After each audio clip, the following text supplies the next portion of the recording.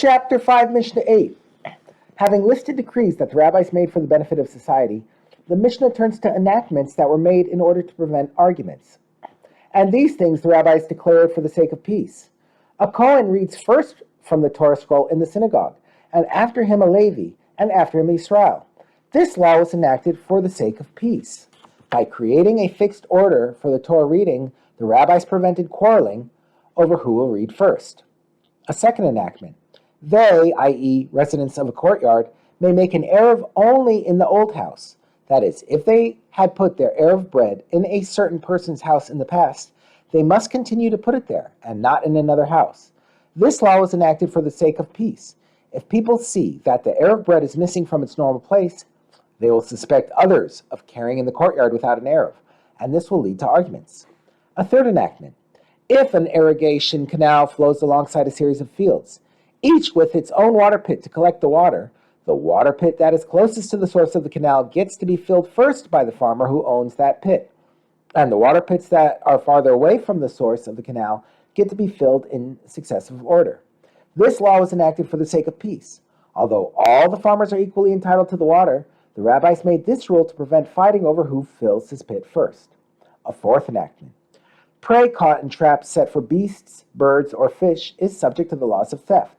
Although under biblical law, the trapped animal does not belong to the trapper until he takes hold of it, the rabbis prohibited anyone else from taking it while it is still in the trap.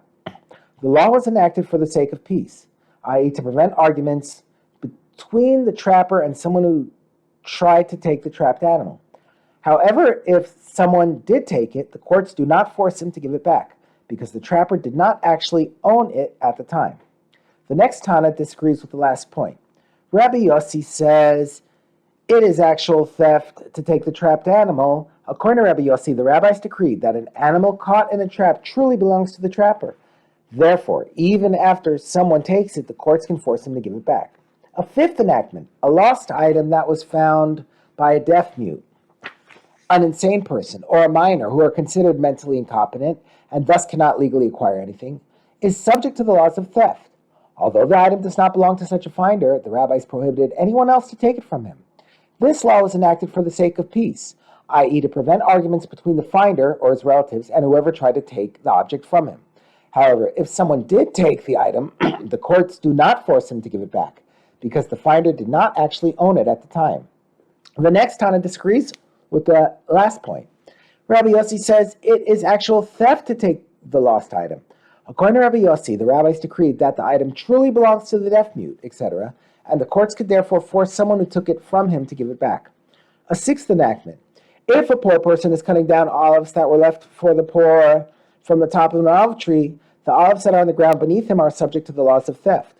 Although the poor person who cut the olives off the tree did not yet pick them up, the rabbis prohibited anyone else from taking them. This law was enacted for the sake of peace, i.e., to prevent arguments between the poor person and others who want to take the olives.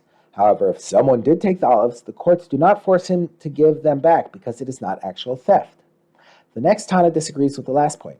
Rabbi Yossi says it is actual theft to take the olives. According to Rabbi Yossi, the rabbis decreed that the olives truly belonged to the poor person, and the courts could therefore force someone who took them from him to give them back. A seventh enactment. We may not prevent poor non-Jews from taking leket, shchicha, or peah, produce that must be left in the fields for the poor to take. Although these gifts were intended for the Jewish poor, the rabbis decreed that we must also let non-Jews take them. This law was enacted for the sake of peace, i.e., to promote peace between Jews and non-Jews.